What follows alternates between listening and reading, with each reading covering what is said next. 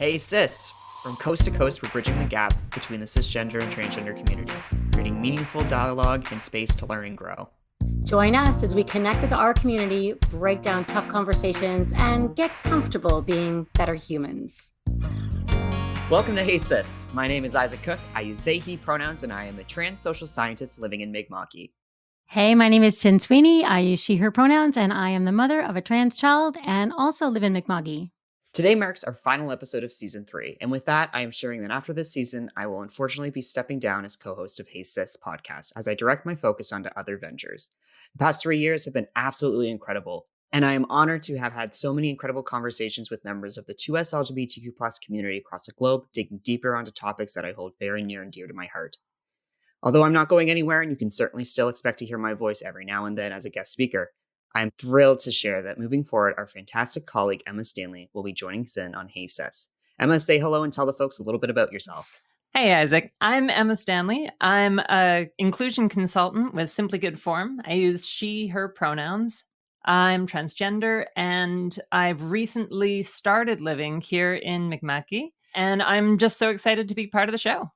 Well, we are super excited to have you joining the show and knowing that Isaac is going to get pulled back in probably to multiple episodes in season 4 because we just can't let him go. But we do wish Isaac all the very best on their future endeavors. Today, we have an incredible episode planned for everyone on Hey Sis.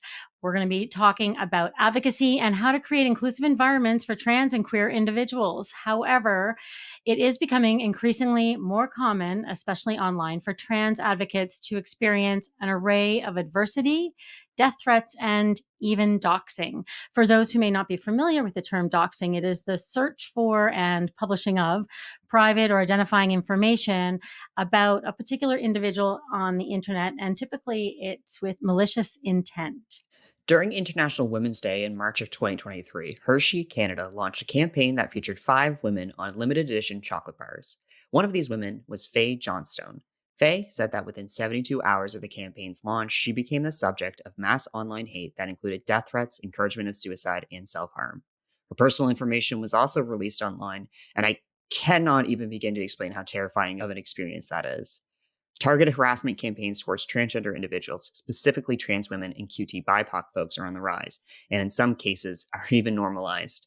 We're here today to talk about advocacy despite adversity. Faye uses they, she pronouns, is the executive director and co-owner of Wisdom to Action, a 2S LGBTQIA+ owned and operated consulting firm, and president of the Society of Queer Momentum, a 2S LGBTQIA+ advocacy nonprofit.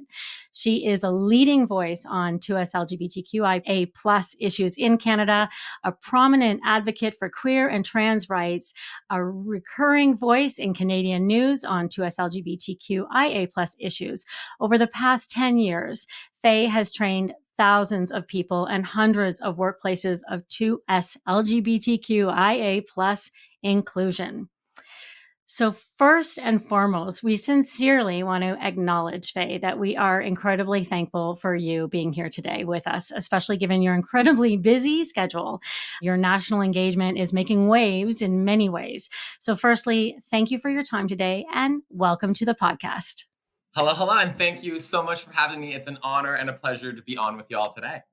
Fantastic. So let's kick things off with kind of a Hey Sis classic, as we like to call it. Where do you currently reside and where do you call home? So I live on unceded, unsurrendered Algonquin Anishinaabe territory, colonially known as Ottawa, though depending on who you ask, half of our clients seem to think I live in Toronto, the other half in Halifax, but Ottawa has indeed been home for about 14 years. That's interesting because I think when I first reached out to you, I was like, oh, you live in Halifax. And this is something I read. I'm like, wow, you're local. And then I read something else and went, no, you're not. So one of my co-owners is a Haligonian and the other lives in the Valley. And the business is technically registered there. So we like to, creates a little aura of mystery around me. I love it. Oh no, we love it. And actually, furthering on the mystery, we noticed that on LinkedIn, your pronouns say she, they. However, in your bio, they are they, she. And we're often asked about best practices. So, do you have a preference? And is there a reason why one comes ahead of the other? Absolutely not. I am a like either one. I like to say journalist to journalist, like just pick one because otherwise people will be confused while giving space to anyone who likes a mix it up. But I couldn't care less either way. Just don't call me the other one, and we're gonna have a good time together. Faye, you're described as a leading advocate for queer and trans communities' rights, health, and safety in Canada.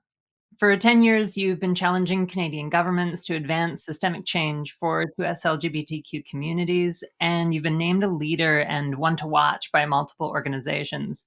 And your bio also says, and she's on a chocolate bar, which, yeah, I'm a big fan. It's not untrue. The louder the adversity, the larger the headlines. Can we talk for a minute about the chocolate bar? Absolutely. It was quite an experience. In all honesty, I think so. Maybe like to take us all back. Um, every year, Hershey's Canada does an International Women's Day campaign. Each year they have a different theme. Last year it was like woman on the streets, so it was very like street culture vibe. And this year it was around young women who are doing cool things. And I was super honored to have Hershey's drop into my inbox. I definitely thought it was a spam email. I was like, someone is trying to take money from me. And I Googled and searched, and it turned out to be legitimate. And they invited me to be one of 5 young women on the 2023 International Women's Day campaign, which meant that we would get like a cute little ad spot on socials and these special edition chocolate bars that would have our likeness depicted upon them. So that was super cool. And I was like excited and scared and nervous. And I also usually like don't do things with like big corporations. So it was a like, I'm gonna do this, see how it goes. But it's probably gonna be like a one and done thing. But it was like the kind of thing that's hard to say no to, if that makes sense. Yeah, of course. Absolutely. And so that was like, it was really exciting, but then it got a little bit messy. And by a little bit messy, I mean, I coincidentally spawned an international boycott campaign targeting the entire Hershey's Corporation. So on March 1st, the ads went live. The chocolate bars were available in stores. And I, naive, excited human that I was at that point, posted on Twitter about my inclusion within the campaign. Nothing could have prepared me for what the next 7 days looked like because immediately or within the next like 72 hours, my tweet blew up in the far right ecosystem. And not just like the Canadian one. We were ready for that. We were somewhat expecting, like, Rebel News is always going to have feelings. Jordan Peterson really doesn't like trans folks. He was going to say something about it.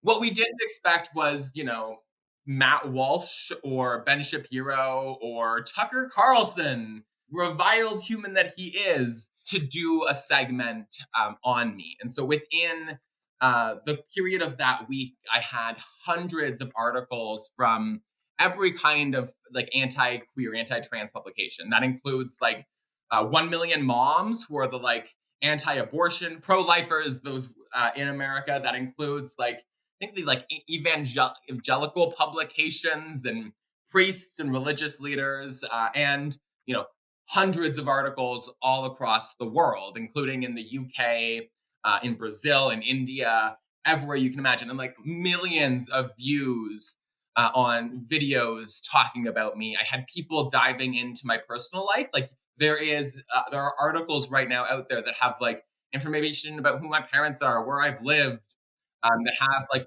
pre-transition photos of me, and my dead name is like front and center through all of them. And then I had security guards put on me for 6 days straight because we were so worried. Tucker Carlson's audience, they're not like your wonderful, lovey-dovey human beings. They're not even your average, like, quote-unquote American. These are often like neo-Nazis and white supremacists who take their cues from the like 7 or 8 figureheads who were mentioning me quite aggressively. Mhm. So I had the wonderful experience of driving around in a bulletproof van, and the only positive thing in this was at least I saved some money on my Ubers. Well, and if you ever run for, or when you run for prime minister, it's all out there already, right? Yeah, like if they dug up everything, and this is actually like I used to work at a sex shop. I was half expecting them to find the pictures of me holding dildos, and they didn't find those. So they dug, but they were kind of lazy about it. So in the campaign too, as well, because you mentioned there were a few other women as well on chocolate bars. Was anyone else targeted, or it was strictly you? It was strictly me, and as far as I know, like there might have been like I wouldn't be surprised if some folks like there were Black and racialized women, Indigenous women Hmm. included in the campaign. I would not be shocked if they got some hate as well, but I didn't see any articles. Like it didn't become a crisis or a controversy. And my favorite fun fact is that I'm not the first trans lady to be on their chocolate bars. Just last year, they had a wonderful trans woman who works at the 519 in Toronto as one of their 5 features. And I think the degree of hate that came my way just a year later shows like A, don't be a trans person on social media, but B, it shows just how quickly this like conspiracy and anti-trans extremism has like taken root and become a fixation of the far right across North America. Yeah, it's really escalating like in the last year. I'm kind of digesting like everything you just said now. I find it so shocking. The vitriol that you had to go through. How was Hershey's with you through it? And just looking back on it, like, what are your thoughts? In hindsight, would you do it again? Would I do it again? Mm. That's a great question. So soon after this all happened, organizations across Canada came to my defense in a really compelling way. So, major feminist orgs, civil rights organizations, queer and trans organizations, all across North America spoke out and stood in solidarity, which was incredible.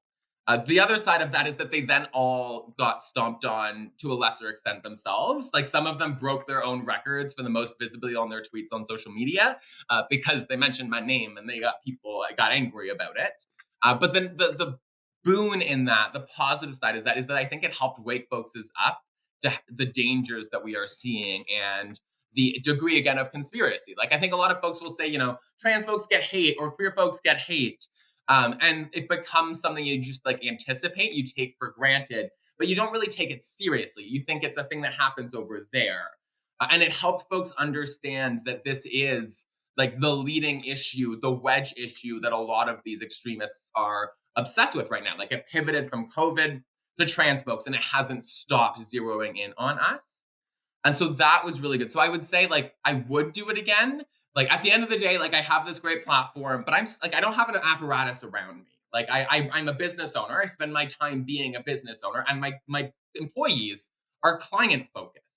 And so when this whole thing happened, Hershey's was helpful. Hershey's was great. I was on the phone with them all of the time. They helped me prep how to respond. They gave great advice. They gave me security guards. Like I can't complain, right? But at the same time, like I don't have a comms expert or I don't have like a GR or PR person. I was reacting as myself. And I wish that I had so much more of this like active support around me rather than just me having to like deal with it in isolation. I can't even begin to put into words how horrific what you experienced was. But sometimes, having like a GR or PR person to at least be that buffer, because then you are the one having to look at all these messages. You're the one staring at these constantly. And I hope to God nobody listening has ever had the horrible experience of being doxxed or having their information leaked. But it is a very real problem right now, especially for trans women and QT BIPOC folks within the community, that like doxing for whatever reason is becoming a norm for alt-right people to just, pull out and do. And it's happening on the local level. Like I was talking to a pride organizer in Thunder Bay who got a death threat a few days ago. I've heard from drag queens, kings, and performers who've received threats. Like there's like targeting of folks who have like a national profile, but then there is increasingly like this slander and hate on a local level that is still connected and driven by a lot of those far right figureheads. Yeah. And people don't realize, and to go back to your comment, and I'll slap myself on the wrist because I probably say this every single episode, but Canadians, we have the issue of being like, that's a US problem, that happens down there.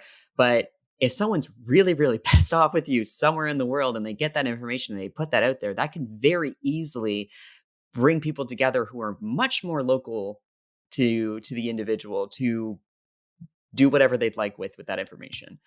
So it is a very serious thing that we need so many more laws to protect people, even outside of the queer community. Yeah, like Rebel News launched about 2 months ago now. I did an event in Regina with a local women's organization, and Rebel News also like did a lower scale cancel campaign similar to what was done by Fox News. They published 10 articles and 4 videos in a fortnight. They launched a petition that got 10,000 signatures, and then they sent a reporter to Regina who found me having some fresh air in a park, and then realized that I was in the park across from my hotel, and then published which hotel I was staying at on Twitter.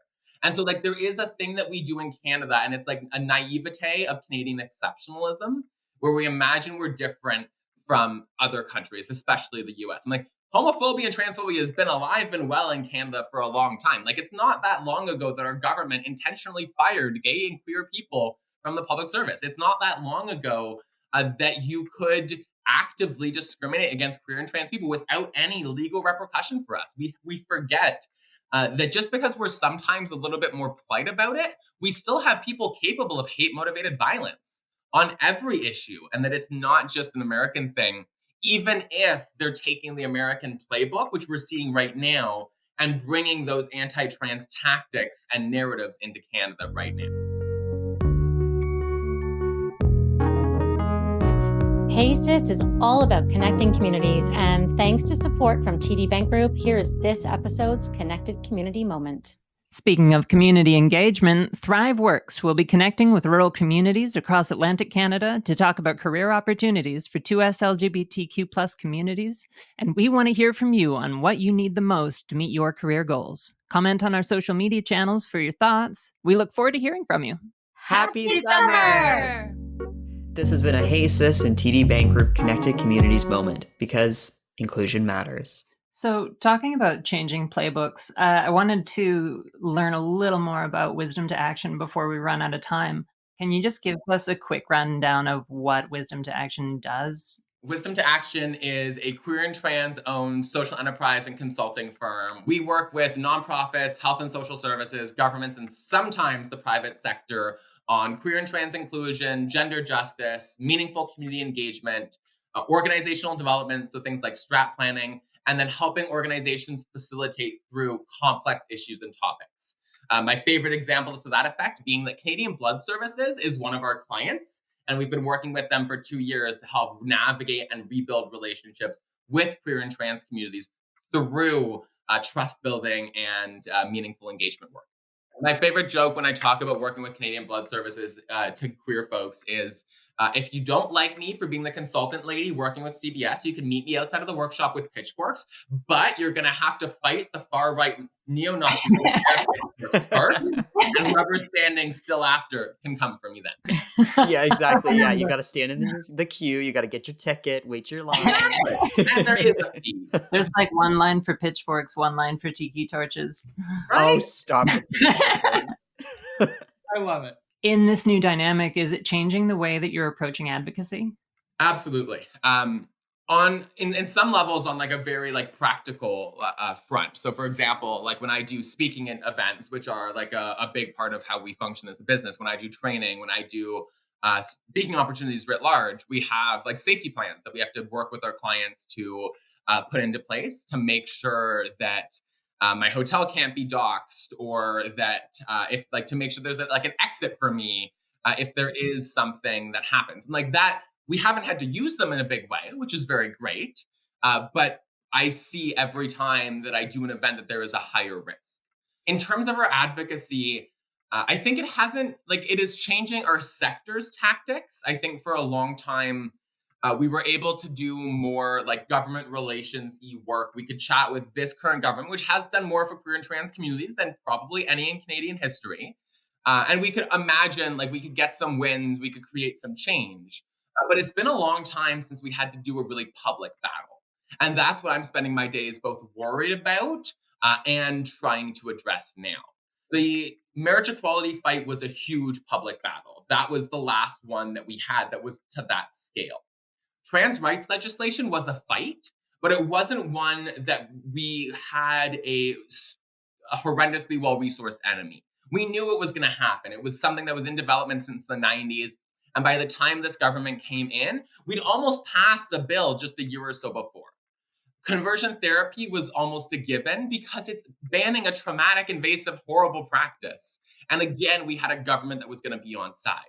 And so we haven't had very big public battles. And so this is the first time in a long while where we're having to gear up for shifting public opinion, where we're also having to mobilize and bring back counter protest tactics that we haven't had to use in a long while. And we're learning that the far right has refined their misinformation machine in a way that we have to respond to and that we're not used to. Like they've convinced thousands of people that we're trying to convert kids into gay people or trans people. They have thousands of people who are like, I'm going to a counter protest in Ottawa tomorrow because they're targeting a drag story hour again. Like we are having to wake up to how precarious our progress is and how quickly mobilization by the far right can jeopardize the gains that we have made and create a context where this vitriol in our social sphere encourages everyday harassment of already vulnerable queer and trans people. Faye, correct me if I'm wrong. Did you go to McGill or was it University of Ottawa? So I went to U Ottawa for 3 years and Mm. then bailed to finish at Carleton for my undergrad and master's. Okay. Yeah. No, I was just wondering, just because it's obviously fueled by a lot of money, and these groups are figuring out how to raise money. And I had recently, just through my volunteer work with PFLAG, have seen, concern about some of these groups actually organizing form an actual political party with elections coming up on the forefront. And the concerning questions are asked, like, how are they able to do that and be able to accept donations, and how is there a way to stop that, or are there recommendations of what you might put out there to allies, people that want to help, that can help really solidify the human rights that have been worked so hard to achieve here for trans and non-binary people in Canada? It is a scary thing, right? Like we're being out fundraised right now. The one group alone, Action for Canada, fundraised $700,000 in 2022. Now, a lot of the bigots will allege that we get lots of government money as a sector, and that's not fully. I mean, we get more than we have before. That doesn't mean a lot. When we talk about federal investment in queer and trans communities, it's in the tens of millions, but we're talking about over a whole country, whereas they give billions to other sectors, communities, and issues. So and that's one piece. We do get federal funds, but it's not enough. And those are service and project funding. That is grant money that has to be used for approved projects and activities. What we don't have is big advocacy dollars. And what scares me right now, and what we're trying to address through the Society of Queer Momentum, is the political and advocacy side of this. I don't think we're going to be able to cut their money off with legislation. I think that we need to build our own war chest so that we can outfund them. I think that is the better solution, or the more effective solution, because how people spend their money is a tricky thing to regulate in this context. So what we should have been ready for when New Brunswick's premier decided to throw trans kids under the bus in all kinds of icky ways, we should have been ready to hit every single progressive conservative riding with attack ads, or with narrative ads that said, your premier is putting the lives of trans and gender diverse kids at risk. And these kids deserve to be safe, both at home and at school. We know that many parents are there for their kids, but we also know that many of these kids might be at risk. And our schools, right? To do a thing so that when we see regression on governments or within political spaces, we are ready to counter, not just with a nicely worded public statement, but with resources and strategies that will catch them off guard and change the narrative. Because we do need a world where people are afraid to be homophobes. That is the only way we will do this, because they're making a world where we are afraid to be trans people. And you can choose to be a homophobe. You don't get to choose to be a trans person. Yeah, as a parent of a trans child, like I see so many, we are seeing like younger kids that they're not supported by their families, but the ones that are, as well. If you have some parents though that are on the fence, this fear mongering is like it's so intense that even my own mother, who is completely supportive, and we've been on our journey for over 6 years now, had one conversation with somebody and then kind of came out and said, yeah, maybe, children that young shouldn't be allowed to. And the language started to come out. And I'm like, whoa, whoa, whoa, whoa. What, like, where are you going with this? And you don't have full information. And there's just so much confusion around trans children with that fear. It just makes parents go, oh no, like this is, and it's creating such a void, such a big gap. And it is like we often this is the thing that often that actually scares me, is that we underestimate, we imagine that the homophobes and the transphobes are stupid. We think of them as like the 80-year-old grandparent who just hasn't gotten with the times yet. And that's not what this is. Like, they find narrative strategies that are brilliant and hateful and terrifying. And so the focus on, like, again, grooming and children, this narrative is one that is meant to tap into all of our desire to protect kids, which is a very healthy desire. But it's then leveraging that and pairing it with this misinformation around queer and trans people to create a context where, again, like, you're going to bring on board people who just don't know the context. They don't know the issue. They don't have a trans friend or person or ally in their life.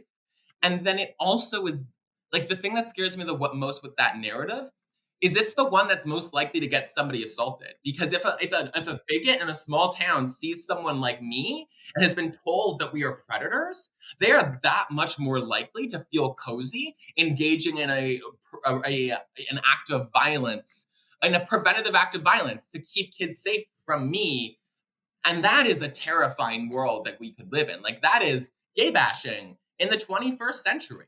Yeah. And I think one of the issues that a lot of folks tend to fall under is like we comply with, like, folks are just, uneducated, but these people, we're at a point where these people have lived through lots of life changes, lots of historic events have taken place, no matter how old you are. And it's willful ignorance at this point, and plain bigotry, because we can't just be like, oh, he's, he doesn't know better. He's harassing trans women or physically assaulting people. He doesn't know, but he knows what he's doing. He's well aware. And like, these folks have spent like big money figuring out how to bring people along, right? Like, there is like, they find the right wedges, they zero in on it, and they are really good at convincing people. Like, they take, shockingly, trans people are able to do bad things. Like, there are trans folks who are abusers, there are trans folks who are manipulative, there are trans people who are predators.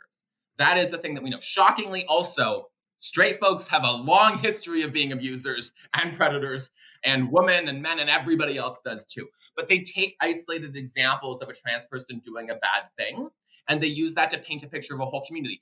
And like, we wouldn't tolerate that if it was done to gay people in 2023. Not to the same degree. There's still wiggle room for it, unfortunately. But they recognize that they can turn a single story into the narrative of a whole community.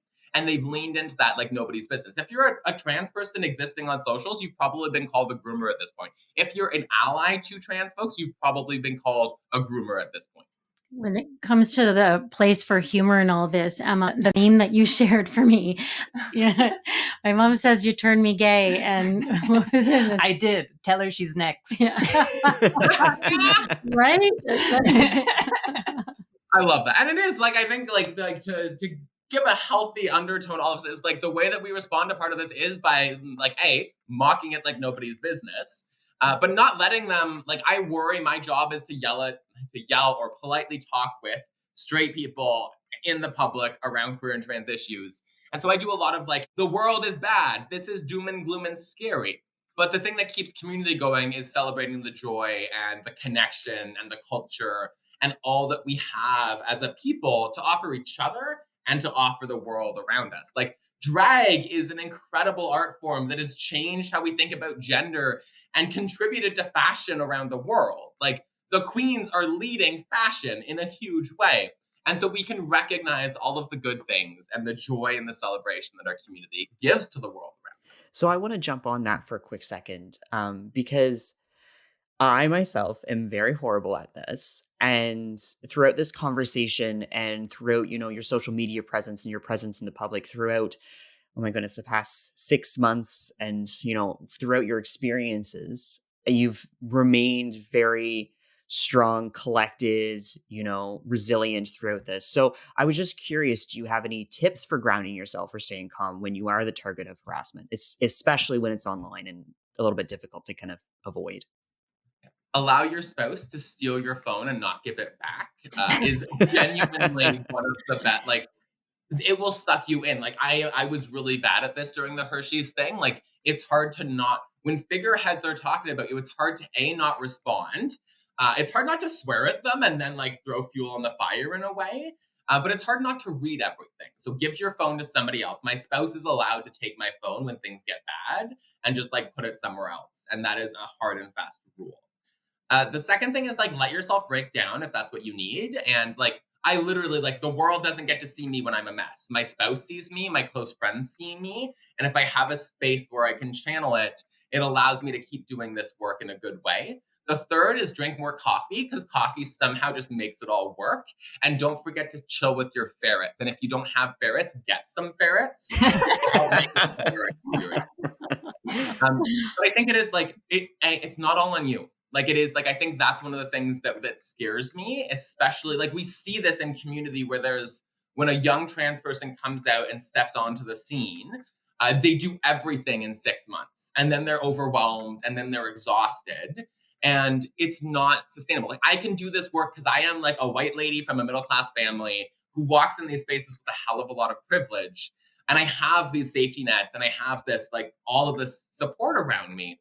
But when you aren't those things, when you have precarity in your life, when you have when you're from different contexts than mine, like you don't have those given things, and so it is easier. It is both easier to give your all in a way, and then it is also harder to survive and stay in the space because you don't have those foundations of power, privilege, and support that somebody like me does. So it's the world will not end if you don't respond to the media request, or if you don't organize that protest, or if you just like chill and like drink sangria on a weekend instead of going to things.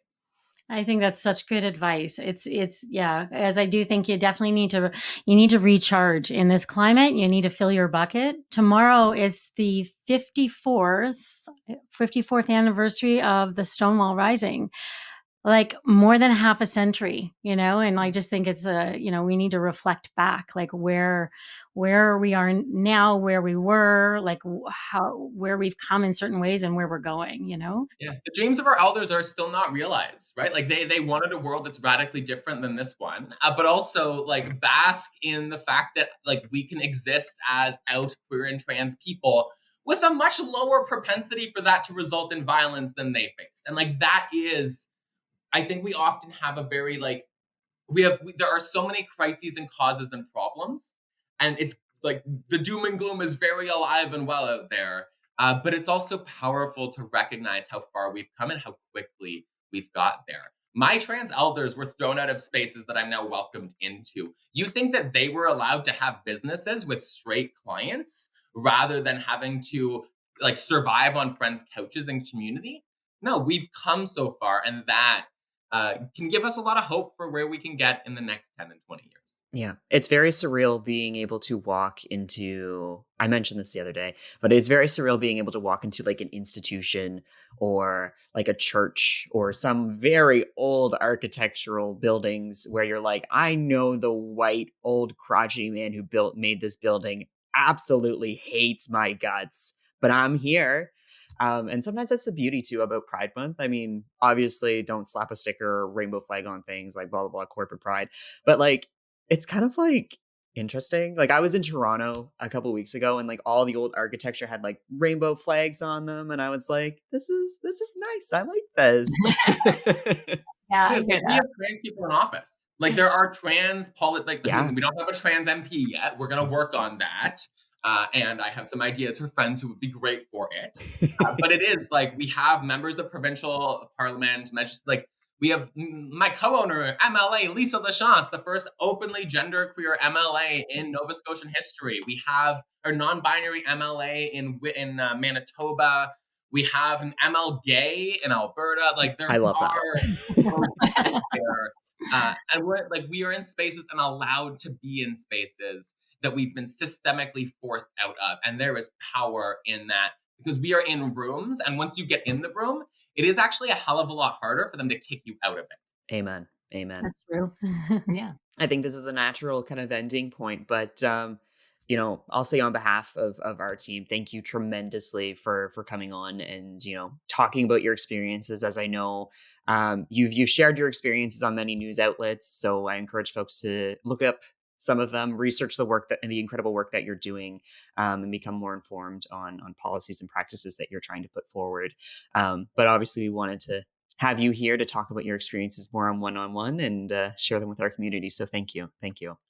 And thank you for the chance to be here. To anybody watching, we have a campaign calling on the feds to take rising hate seriously at www.act4queersafety.ca. And it's been an honor chatting with you. Thank you so much for the chance to connect today. Thanks so much for coming. Thanks so much for coming, and we'll hopefully have you back in season 4. And y'all are all Halifax, right? So I can come when I'm there. Yes. We can have You a come. coffee or a drink or a something. Yeah. We would love that. Sangria. I love Oh, if it's a sangria, I will drive up from Truro any day. That's all the time we have today, folks. Thank you for joining us for another episode of Hey Sis. The conversation doesn't have to stop here, though. If you would like to get in touch with us to ask us a question or share your story on a future episode, you can email us at connect@simplygoodform.com or visit us on our website at www.heysis.com.